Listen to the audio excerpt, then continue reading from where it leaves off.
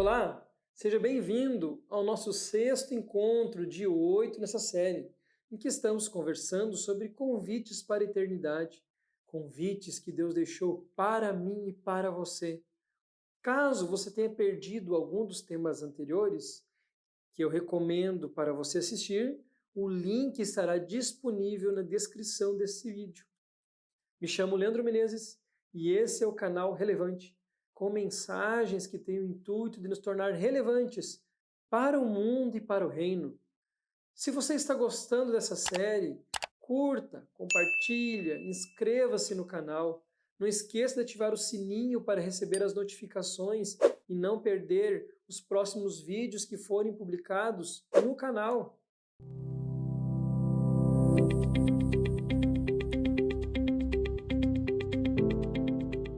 Vamos realizar agora a nossa leitura em Apocalipse, capítulo 3, do verso 7 ao 13.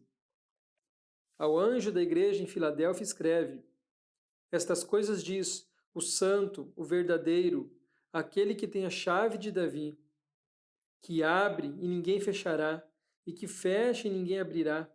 Conheço as tuas obras, eis que tenho posto diante de ti uma porta aberta, a qual ninguém pode fechar, que tens pouca força, entretanto, guardaste a minha palavra e não negaste o meu nome. Eis farei que alguns dos que são da sinagoga de Satanás, desses que a si mesmos se declaram judeus e não são, mas mentem, eis que os farei vir e prostrar-se aos teus pés e conhecer que eu te amei. Porque guardaste a palavra da minha perseverança, também eu te guardarei da hora da provação, que há de vir sobre o mundo inteiro, para experimentar os que habitam sobre a terra. Venho sem demora. Conserva o que tens, para que ninguém tome a tua coroa. Ao vencedor, faloei coluna do santuário do meu Deus, e daí jamais sairá. Gravarei também sobre ele o nome de Deus, o nome da cidade do meu Deus, a nova Jerusalém que desce do céu, vinda da parte do meu Deus, e o meu nome. Quem tem ouvidos, ouça o que o Espírito diz às igrejas. O objetivo final dos nossos 8 encontros é construir e reforçar o nosso desejo de viver com Cristo na eternidade. Nessa série, estamos estudando as cartas enviadas por João às 7 igrejas de Apocalipse, capítulos 2 e 3. Estamos conhecendo um pouco mais sobre cada cidade e estudando a sua mensagem como era para a igreja daquela época e a sua mensagem para nós hoje. Em cada mensagem encontramos um convite de Cristo para nós vivermos com Ele na eternidade. Vamos conhecer a cidade de Filadélfia? Filadélfia corresponde à atual cidade turca Alaşehir e ficava a 48 quilômetros de Sardes. Era a mais jovem das 7 cidades. Foi fundada no 2º século a.C. e seu nome deriva do nome do seu fundador, Átalo II Filadelfo, de Pérgamo, que significa amor fraternal. Filadelfo põe esse nome como prova de amor e enaltecendo a sua fidelidade a Eumenes II, seu irmão mais velho. Filadélfia ficava na estrada principal entre a Alta Frígia e Esmirna. Tornou-se uma importante cidade do interior e acumulou riqueza suficiente para construir suntuosos templos, magníficos edifícios públicos. Por isso, escritores se referiam a Filadélfia como a pequena Atenas. Contudo, ela nunca teve a importância política, econômica ou religiosa de algumas das outras cidades já descritas. No ano de 17 depois de Cristo, um terremoto destruiu Filadélfia. O imperador Tibério a reconstruiu com beleza ainda maior.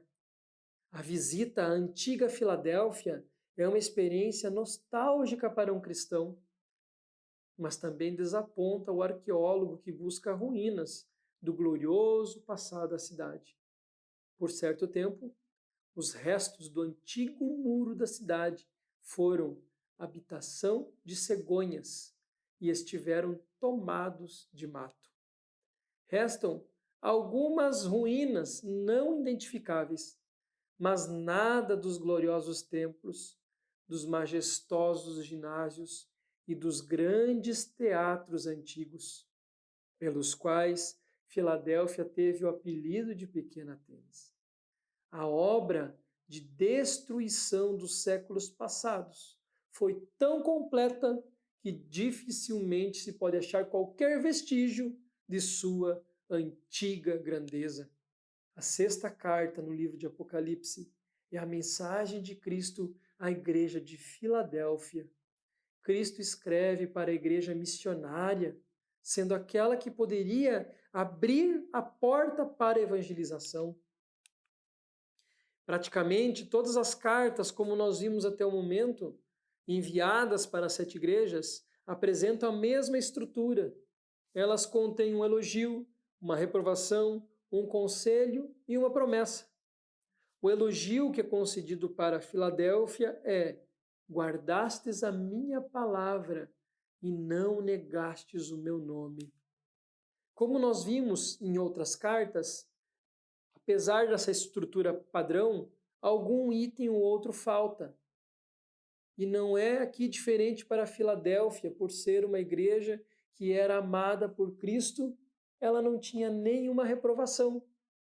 Não há reprovação, assim como na igreja de Esmirna. Era uma igreja que também sofria perseguição. O conselho que é dado para Filadélfia: conservas o que tens, para que ninguém tome a tua coroa. No conselho dado para Filadélfia é afirmada a salvação, a vida eterna, pois é dito que eles têm a coroa. Essa mesma característica encontramos na carta de Esmirna, onde a promessa é de receber a coroa da vida eterna. A mensagem de Cristo chega a uma enorme cidade romana. Os fiéis cristãos dali não viviam em uma cidadezinha do interior.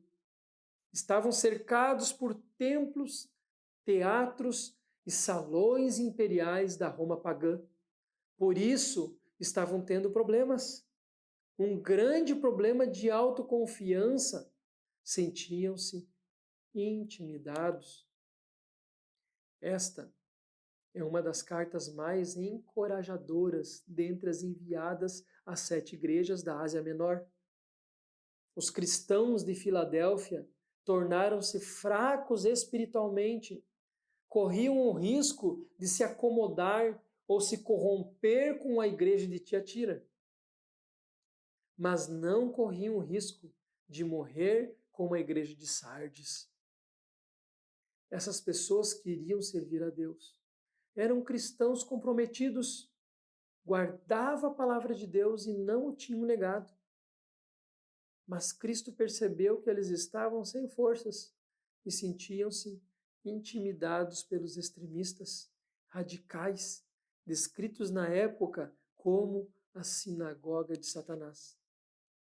Cristo apresenta diante desses cristãos a promessa que, se esses fanáticos iriam se prostrar diante dos crentes e seriam forçados a reconhecer que a igreja de Filadélfia era amada por Deus. Cristo queria tirá-los de um lugar de fraqueza, de pouca força, para um lugar de confiança. Confiança de que a sua fé prevaleceria no final. E de que eles são muito amados por Deus. A carta para Filadélfia é uma mensagem para pessoas que têm pouca força, mas não querem desistir. Essa é a verdade que Jesus quer que seu povo compreenda. Ele repete, ele enfatiza: olhe para a porta aberta. Você se sente intimidado, isolado, fraco, desanimado, procure a porta aberta. E essa porta é Cristo. Às vezes, ficamos tão preocupados com o problema em si que perdemos a solução de Deus quando ela aparece. Esta é a mensagem de Cristo que tem para as pessoas que perderam a sua autoconfiança, para pessoas cujas forças estão acabando. Jesus promete sairmos vitoriosos do momento da provação se tão somente perseverarmos. Se não desistirmos de procurar essa porta aberta, não deixe que algo impeça de ver essa porta aberta. Agarre-se a esta perspectiva, agarre-se a esta fé no Deus capaz de fazer mais do que podemos pedir ou imaginar. O Deus para quem nada é impossível. Jesus é aquele que abre portas que homem nenhum pode fechar. Cristo é mais forte do que qualquer força que possa erguer-se contra nós. Ninguém pode fechar a porta que ele abre para você. Lázaro teve a porta da sua vida fechada na sepultura. Cristo abriu a porta da morte e Lázaro saiu daquele túmulo. Um mendigo, lamentando-se ao lado da estrada, tinha sido cego desde o nascimento. Nunca havia visto a luz do dia, mas Jesus parou e tocou-lhe os olhos. Jesus abriu a porta dos seus olhos e um mundo inteiramente novo surgiu para aquele homem. Uma mulher que há anos tinha sido repudiada pela sociedade por ser considerada imunda por causa da sua hemorragia. Ao tocar nele, dele saiu poder e a curou.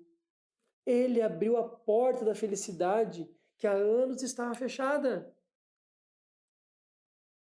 Meu querido amigo, a carta termina com a mais bela e maravilhosa promessa para aqueles que buscarem alcançar a porta aberta por Cristo.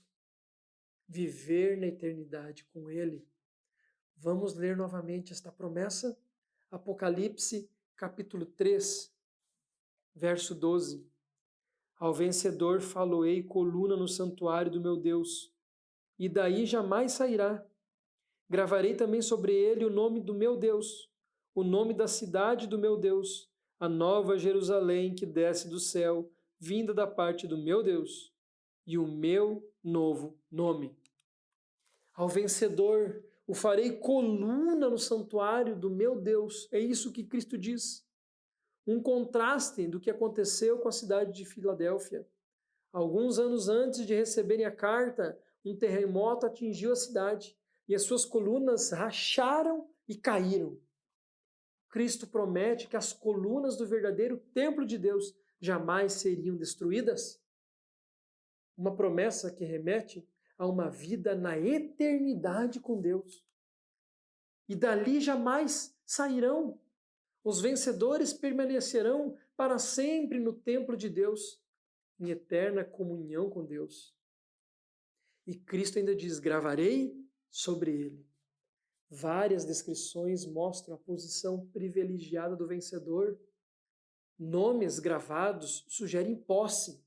O vencedor pertence a Deus.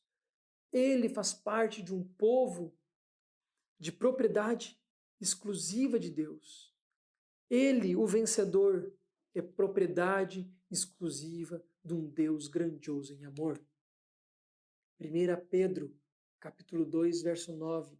Vós, porém, sois raça eleita, sacerdócio real, nação santa, povo de propriedade exclusiva de Deus, a fim de proclamardes as virtudes daquele que vos chamou das trevas para a sua maravilhosa luz. Ele também pertence à cidade de Deus, a Nova Jerusalém. A Nova Jerusalém é a noiva de Cristo. O vencedor faz parte da noiva de Cristo, da igreja que pertence somente a Jesus. Ele recebe também o nome de Cristo. Jesus confessará abertamente os nomes dos seus servos. Convido você agora a depositar sua fé no Cristo da porta aberta. Faça dele o seu Salvador. Faça dele o seu Senhor. Não deixe que os problemas da vida acabem com você e sua fé. Não deixe que os obstáculos dominem o seu pensamento. Esteja certo de que você vai achar a porta aberta de Deus. Esteja certo de que continuará buscando, perseverando, até que consiga transpor a porta aberta de Deus, que só Cristo pode abrir. Aceite hoje esse convite para a eternidade. Hoje é dia de tomar decisões por Cristo. Na descrição desse vídeo tem um formulário que você pode preencher manifestando a sua decisão. Se sentir o desejo, preencha e nos conte sobre sua decisão. Você poderia, aí onde você está, orar comigo? Pai amado, Deus grandioso, obrigado por um dia enviar o seu Filho amado para morrer por nós, para pagar o preço do pecado que nós deveríamos pagar. Devido à sua morte, ressurreição, hoje nós temos a esperança de recebermos a vida eterna quando Cristo voltar novamente, cumprindo a sua promessa de que foi preparar lugar para nós e iria retornar para nos levar para lá. Enquanto isto não acontece, Pai, nós clamamos pelo Teu poder, pelo Teu Santo Espírito, para que não venhamos a desanimar, não venhamos a apagar a fé do nosso coração. Não é fácil, Deus. São muitos problemas, dificuldades, tristezas. Vivemos alegrias aqui, mas elas parecem tão passageiras. Nós clamamos, Deus, restaura a alegria no nosso coração de sermos propriedade exclusiva de Cristo. Restaura a alegria de termos a esperança de que tudo que aqui estamos vivendo não é eterno, mas a promessa de Cristo é eterna, de viver com Ele na eternidade. É o que te clamamos, Deus, em nome do Senhor Jesus. Amém. No próximo tema, iremos estudar a última carta enviada, mas ainda não é o nosso último episódio. Essa carta foi enviada para a igreja de Laodiceia, a igreja que recebe duras reprovações. Não se esqueça de curtir, compartilhar e se inscrever no canal para receber as notificações dos próximos vídeos que serão gravados especialmente para você. Curta e compartilha também o canal do Facebook e Instagram. Assim, mais pessoas terão acesso a essa mensagem maravilhosa que Deus deixou para nós. Até mais.